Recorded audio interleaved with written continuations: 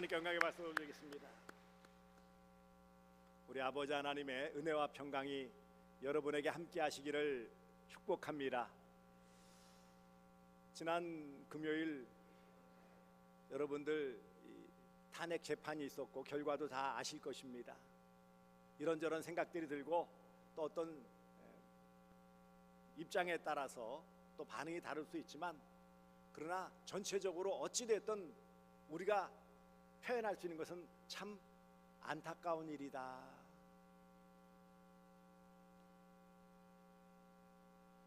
그러나 또 한편 보세요. 이 결정에 대해서 본인부터 해서 다 받아들일 수밖에 없어요. 왜 그렇습니까? 그게 법으로 정했기 때문이에요. 여러분, 우리 대한민국의 헌법 1조 1항이 뭔지 아십니까? 아니, 무슨 설교 시간에 무슨 사회 시사 문제를 내고 있나 그러실 거예요. 우리 대한민국의 헌법 1조 1항은 이렇게 되어져 있어요. 대한민국은 민주공화국이다. 주권은 국민에게 있고 모든 권력은 국민으로부터 나온다. 여러 가지 생각들이 있고 제가 판결문의 주문이나 이런 부분들도 한번 읽어봤어요. 또 그런 부분들을 헌법재판관들도 이해해서 야당의 지나친 그런 견제나 여러 가지 때문에 그럴 수 있는 가능성도 있다는 것도 담아놨더라고요. 하지만 중요한 것은 그럼에도 불구하고 주어진 권리 안에서 그것을 행사해야지, 그것을 넘어서면 법을 어기는 것이다. 그렇게 판결을 하는 거예요. 쉽게 우리말로 쉽게 이해하면 뜻은 이해하겠지만, 상황은 이해하겠지만 그래도 법은 지켜야 한다, 이겁니다. 여러 가지 말들이 많지만 저는 이렇게 생각하는 거예요. 결국은 모든 것에 헌법 1조 1항에 있는 대로 대한민국은 민주공화국이에요. 민주주의와 공화제, 이 모든 권력이 국민으로부터 나와서, 그래서 백성이 주인이고 그 백성을 위해서 모든 질서 유지와 모든 편의가 제공되어야 되는 것이 정치이기 때문에 국민으로부터 나온 주권, 이것을 잘 지키게 만드는 법, 이것을 물론 심정은 이해할 수 있고 상황은 이해하지만 벗어나면 잘못이다. 누구라도 내쫓긴다? 대통령이라도. 안타까운 일이죠.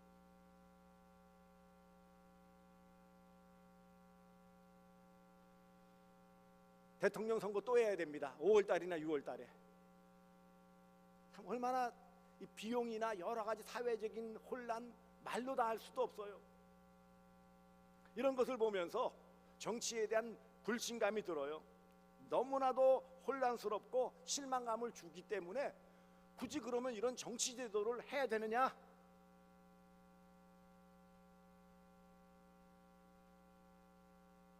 잘잘못을 따지고 이러는 가운데 그런 말들이 또 옆에 달더라고. 그거 물론 그렇게 해야 되겠지만 그 국회의원들 반쯤 줄이고, 국회의원들 세비도 반쯤 줄이고, 더 나아가 봉사직으로도 좀 하고, 이런 말들이 딱 올리더라고요. 거기에 반대하는 사람도 올랐는데 아마 국회의원들이나 보좌관들이겠죠. 이런 갈등이 너무 심각해요. 어떤 사람 표현대로 말하면 뭘 하게 만들어야 되는데 할 수 없도록 계속 약 올리는 거야. 못하자면 약 올렸어. 뿔이 나가지고 이게? 근데 이게 잘못된 거예요. 지금 그 상황이야. 그러니까 이게 갈등이 서로 굉장히 막 붙다 보니까는 잘못 판단한 거죠. 여러분, 뭘 우리나라 최고의 대학을 나오고 그 법으로 모든 자리, 높은 자리 올라가고 검찰총장하고 우리나라의 최고의 자리에 올라가면 뭐합니까? 한순간에 판단을 잘못하니까 결국 뭐예요? 따져보세요. 범죄자예요. 무시무시한 말 같지만은 내란, 죄, 수괴, 우두머리라는 거예요. 처음에 내란죄 법 그대로 말하면 그거예요. 그러니까 백성들 입장에서는 다양한 생각이 있지만 어쨌든 뭐예요? 이 꼴 저 꼴 보기 싫다. 이게 반응이에요. 이런 정치적인 어려움 때문에 경제적으로도 지금 많은 어려움들이 있고, 소위 말하면 미국발 이런 관세 전쟁이라고 그러죠. 상호 관세하면서 지금 우리나라는 25% 관세를 얻어맞아야 돼요. 그렇지 않아도 어려운데, 수출 나라를 먹고 사는데 이게 너무 어려운 가운데 있는데 정치인들은 이것을 전혀 도움이 안 돼요. 이 후유증은요 오래 갈 것입니다. 당장 그것 못 받아들이겠다라고 설치는 사람들이 있죠. 국제적인 망신은 또 다 망신이죠. 뭐 한국이 뭐 민주주의 국가, 전에 스톡홀름 연구소에서 이 세계의 민주주의 정도를 쟀더니 우리나라가 20위, 그래서 완전한 민주주의 국가라고 인정을 받았는데 하루아침에 왕창 떨어졌어요. 망신이에요. 정치에 대한 혐오감까지 줄 수밖에 없는 이런 상황이 되고 말았어요. 한편으로 이런 생각할 거예요. 왜 타락한 정치인들 때문에 국민이 힘들어야 할까? 그렇잖아요. 좀 똑바로 해주면 좋을 터인데, 뭐 엄청난 일을 해달라는 게 아니라 좀 우리 좀 편하게, 좀 마음 편하게 살게 해주면 좋을 터인데, 저그들끼리 싸움박질하면서 왜 백성들을 힘들게 하느냐, 이런 불신감들이 자꾸 쌓이는 거예요. 극렬한 어떤 보수나 진보의 그런 극렬한 사람, 뭐 태극기 부대라고 말하고 개딸들이라고 말하는 대표적인 이런 사람들 말고 대부분의 백성들은 이꼴저꼴 보기 싫다는 거예요.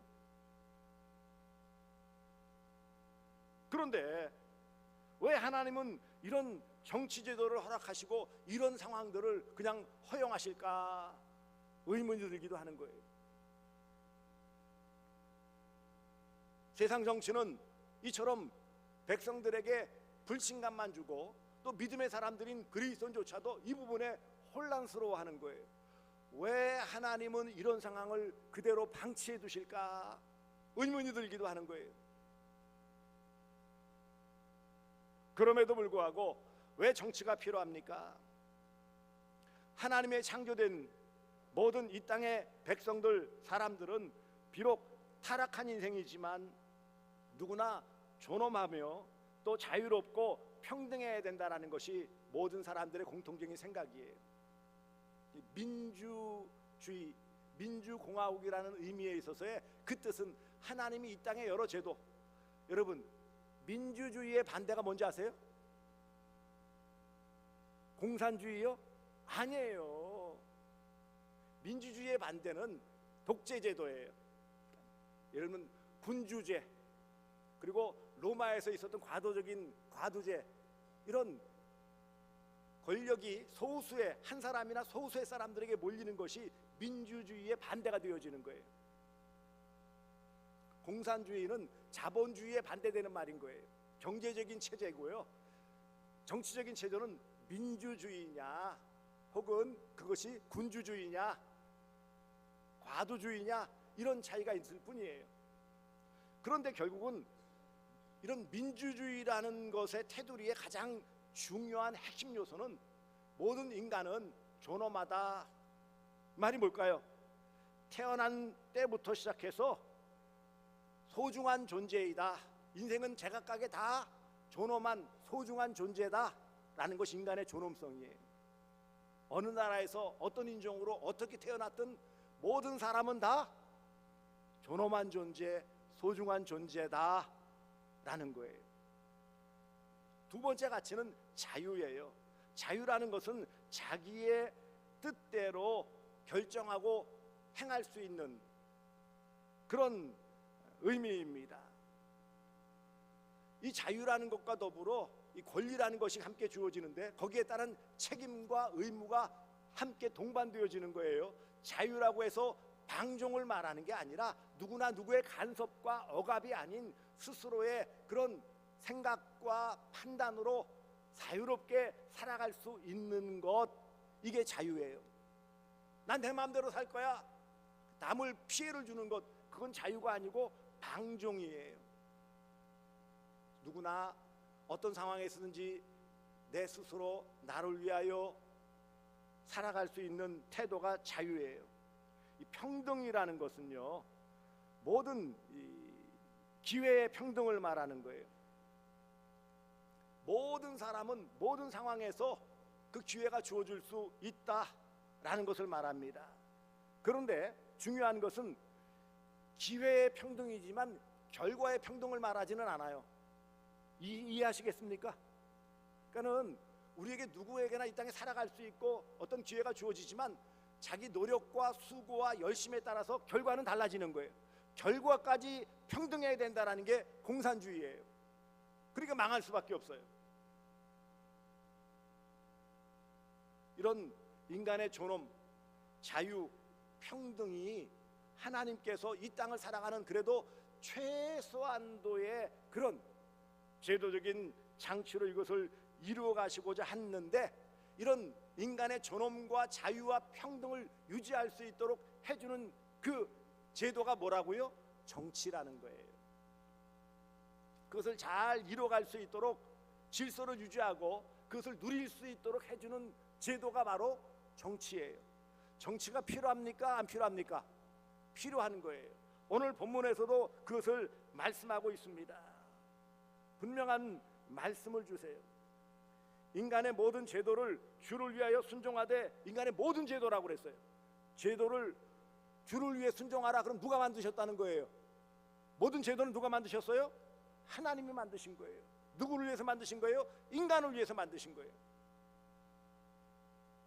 성경은 분명하게 말씀하고 계세요. 비록 타락한 인생들이지만 누구나 존엄하며 자유롭고 평등하게 살아갈 수 있도록 해주신다라는 거예요. 이처럼 존엄과 자유와 평등을 누리며 살도록 하는 최소한의 장치가 정치예요. 이것을 위해 하나님은 이런 제도를 허용하셨어요. 인간의 모든 제도, 물론 어떤 시대적인 역사적인 상황적인 것에 따라서 왕정 제도가 있었던 적이 있었죠. 그 다음에 좀 발전해서 로마와 같이 이 삼두 정치 뭐 이런 소수의 그런 우두머리들에 의해서 정치가 결정되던 그런 때도 있었어요. 그리고 많은 피를 흘리고 많은 대가를 치르고 이제 뭐예요? 온 백성이 나라의 주인이다라는 민주주의가 정착되게 된 거예요. 물론 그렇지 못한 나라들이 많이 있죠.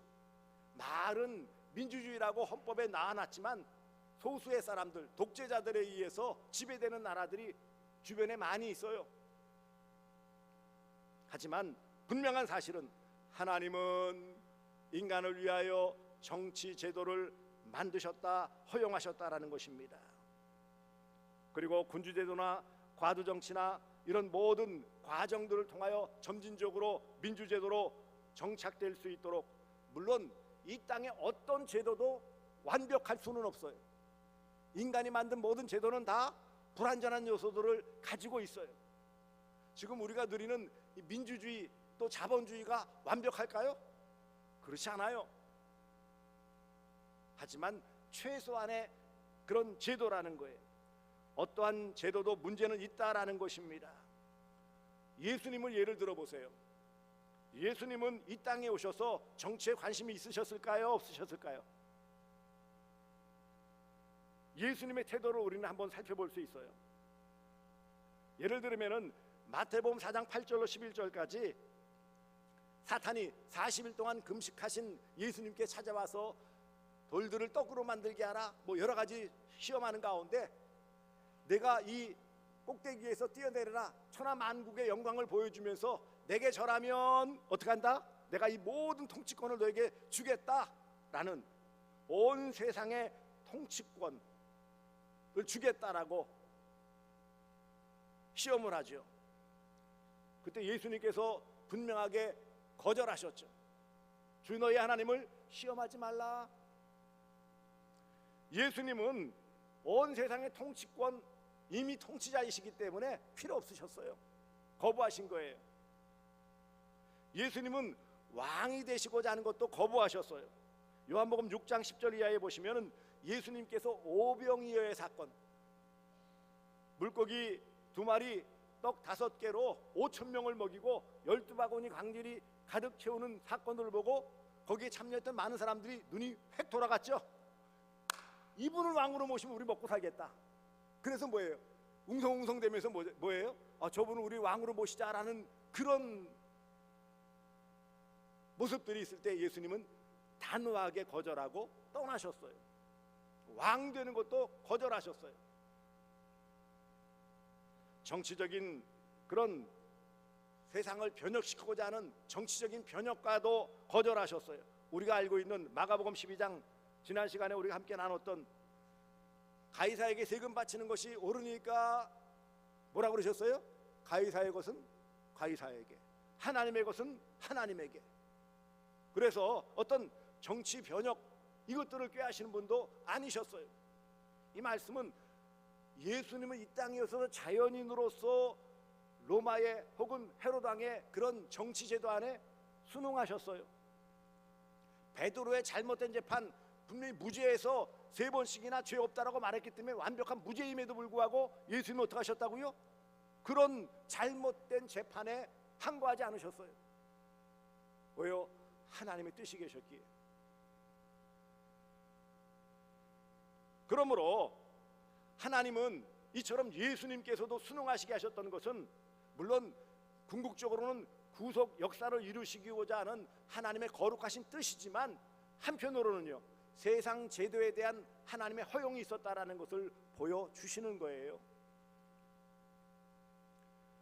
하나님은 제도, 어떤 이런 왕정제도나 과도정치나 민주제도나 이런 제도나 또 어떤 인물들, 훌륭한 인물들이 있죠. 다윗과 같은, 세종대왕과 같은 이런 어떤 인물들, 물론 독재자도 있죠. 이런 인물들을 세워서 하나님의 뜻을 이루어 가시는 모든 만물의 주관자, 주인 되심을 잊지 마시기를 바랍니다. 아무리 훌륭해 보이는 것도 어리석은 것이고요, 아무리 악하고 쓸모없는 것 같아도 하나님의 주권 아래 있다는 것을 잊지 마시기를 바랍니다. 그러므로 세상 정치는 우리가 떠날 수는 없어요. 이 땅에 호흡하는 동안 세상 정치와 등을 질 수가 없어요. 앞으로 어떻게 전개될지 모르지만 분명히 누가 나올 것이고 대통령 선거는 해야 돼요. 6월달 안으로 대통령이 뽑혀야 돼요. 또 여러분들 이제 가서서 투표를 해야 됩니다. 정치는 현실이에요. 그러나 여기서 한 걸음 더 들어가야 돼요. 이런 세상의 정치, 존엄과 자유와 평등을 위해서, 질서 유지를 위해서 하나님이 허락하신 것이지만 그런 하나님의 뜻을 구하고 하나님의 주권적인 역사를 믿는, 궁극적으로 교회는, 믿음의 사람들에게 있어서 신앙 공동체인 교회는 무엇일까요? 민주주의일까요? 다수결에 의해서 되어집니까? 아니요. 교회 안에서는 물론 어떤 선거나 어떤 결정들은 물론 다수에 의한 민주적인 절차적인 모습을 보이지만 결국 이 모든 교회와 세상과 모든 것은 하나님께서 주관하신다는 신주주의, 하나님이 주인 되심을 우리는 믿음으로 인정해야 되는 거예요. 이 땅의 모든 정치제도도 하나님께서 주관하신다라고 믿는 하나님의 주권을 인정하는 이 기본적인 신앙이 쌓여 있어야 그 위에 뭐 민주주의니 공화정이니 무슨 자본주의니 이런 부분들을 우리가 수용하고 그 안에서 그것들을 우리가 함께하며 살아갈 수 있는 것입니다. 오해하지 마십시오. 궁극적으로 하나님의 뜻이 이루어지는 거예요. 우리는 다 이해할 수가 없어요. 왜 이런 일이? 그것이 궁극적인 하나님의 뜻이에요. 때로는 허영적 작정으로 그 본인 당사자가 죄를 짓는 것이고 그것에 대해 하나님은 허영적 작정으로 허용하시는 거예요. 그 결과에 대한 책임은 누가 져지는 거예요? 당사자가. 하지만 하나님은 그것을 이용하셔서 하나님의 뜻을 이루어 가신다라는 거예요. 궁극적인 하나님의 구원 역사를 이루어 가신다 라는 것을 믿음으로 바라보는 것이에요. 그러면 이렇게 정리할 수 있어요. 정치는 하나님의 뜻입니다. 따라서 합시다. 정치는 하나님의 뜻입니다. 정치는 하나님의 뜻입니다. 여러 모습에서 내 마음에 안 맞는데, 내 생각과 다른데, 예, 맞아요. 때때로는 좀 불합리해 보이는 모습도 있어요. 이상한 법들을 만들어가지고 밀어붙일 수도 있어요. 그러나 이 땅에서는요, 그 모든 것에 궁극적인 하나님의 개입이 있다라는 것이에요. 그러므로 오늘 본문과 같이 인간의 모든 제도를 주를 위하여 순종하되, 혹은 위에 있는 왕이나, 당시에는 왕정제도이기 때문에 왕이나 독재자의 독재자, 왕이나 혹은 그가 악행하는 자를 징벌하고 선행하는 자를 보상하기 위해 보낸 총독, 파견한 다스리게 하는 총독에게도 뭐라고요? 어떻게 하라는 거예요? 순종하라는 거예요. 정치는 하나님을 위한 것입니다. 정치는 백성들을 위한 하나님의 뜻이에요. 정치는 하나님의 공의를 시행하는 도구입니다. 그러므로 질서를 유지하기 위한 방편으로서 하나님이 허용하신 것이에요. 그것을 무시하고 외면해서는 살아갈 수가 없어요. 이 땅에서 정치 뭐 어려운 건 나랑 상관없다? 아니요. 이 땅에서 우리가 숨을 쉬고 살아가는 것 자체가 뭐예요? 이미 정치에 함께 개입하고 있는 거예요. 주민등록증 있어요, 없어요? 왜 필요하죠? 내가 한 존재로서 살아간다는 거, 이 땅의 주인으로서, 민주니까 주인이다. 그래서 주는 게 뭐예요? 주민등록증이에요. 주민등록 번호. 가서 신고만 하면 바로 주민등록 번호가 나옵니다. 사람이라는 거예요.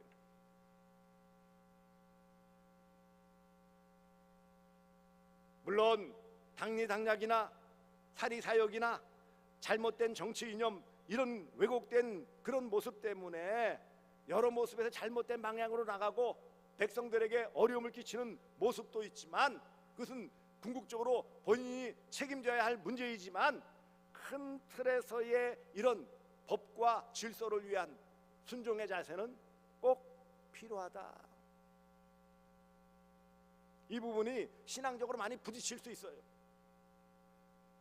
네덜란드의 목사였던, 그리고 유명한 칼빈주의자였던, 그리고 나중에 네덜란드의 수상까지 되었던 아브라함 카이퍼라는 분이 있어요. 1837년에 태어나서 1920년에 하나님의 부르심을 받았는데, 이분이 처음에는 목회자잖아요. 신학을 공부하고 목회자예요. 가서 어느 공동체에 가서 이제 목회를 하게 되어지는데, 그 교인들이 그렇게 말씀하는 거예요. 목사님, 우리에게 말씀을 잘 풀어주시고, 그래서 우리가 거듭남에 대해서 확신을 갖도록 해주세요. 그래서 목회에 대한 열심을 가졌어요. 그런데 여러 불합리한 상황들 때문에 너무너무 힘든 백성들의 모습을 보는 거예요. 이거 아니겠다. 그래서 이 아브라함 카이퍼가 나중에 기독교 정당인 반혁명당을 조직하고, 그 반혁명당의 정치 강령들을 만들고, 그래서 뭐예요? 나중에 이 반혁명당이 의회의 다수를 차지하게 되어지고, 그래서 어떻게 될까요? 그 반혁명당의 당수였던 아브라함 카이퍼가 네덜란드의 수상까지 되어져요. 많은 제도적인 장치들을 바꾸고 여러 가지 많은 노력들을 했어요. 한마디로 심지어는 나중에는 목회 사역은 접어두고 정치 사역에 힘쓰게 되었어요. 정치 현장에서 하나님의 뜻을 실현하기 위해서 아주 열심으로 그 일들을 감당했어요. 그래서 백성들의 존경받는, 목사로서 존경받는 것이 아니라 정치인으로서 존경받는 사람이 되었어요. 물론 우리가 다 목회자도 뛰어나가 정치인 아니요. 다만 우리 안에 젊은 세대 가운데서도 이 나라를 바르게 이끌어가고 바른 제도를 만들고 바르게 모든 인간의 존엄과 자유와 평등을 보장해 줄 수 있는 그런 최소한의 질서를 유지하기 위해서 이렇게 돼야 되겠다. 제 생각에는 우리 젊은 세대 가운데서도 좋은 이런 신앙인 정치인이 나왔으면 좋겠어요. 이상하게 뭐 신앙생활하고 장로요, 안수집사요 뭐라고 하는데, 여의도 가가지고 국모시계만 가면 다 사람들이 변해.